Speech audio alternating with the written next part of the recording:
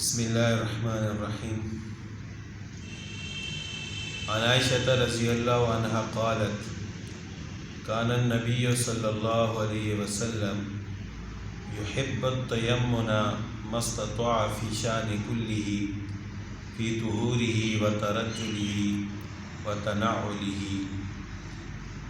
حضرت عائشہ رضی اللہ تعالیٰ عنہ سے روایت ہے، فرماتی ہیں کہ رسول اللہ صلی اللہ علیہ وسلم ہر ذیشان کام میں جس قدر استطاعت رکھتے دائیں طرف سے ابتدا کرنے کو پسند فرماتے تھے۔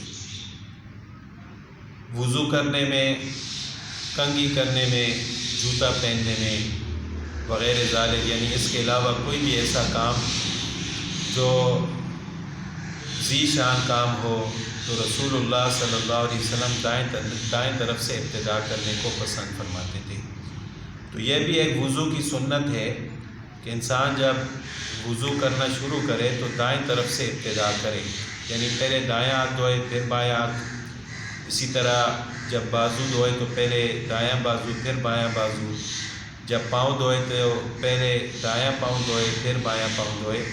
یہ رسول اللہ صلی اللہ علیہ وسلم کی سنت ہے اور وضو میں اس کا لحاظ رکھنا چاہیے۔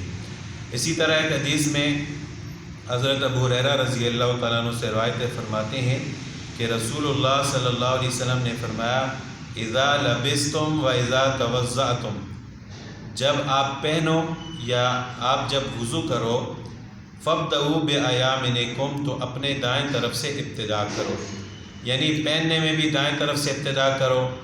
پہلے اگر کپڑے پہنے ہیں تو پہلے دائیں بازو میں کپڑا داخل کرو پھر بائیں بازو میں، اگر شلوار پہننی ہے تو پہلے دائیں ٹانگ داخل کریں پھر بائیں ٹانگ داخل کریں۔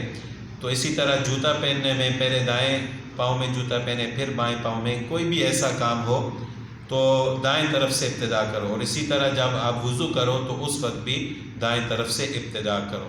اللہ تعالیٰ عمل کرنے کی توفیق عطا فرمائے۔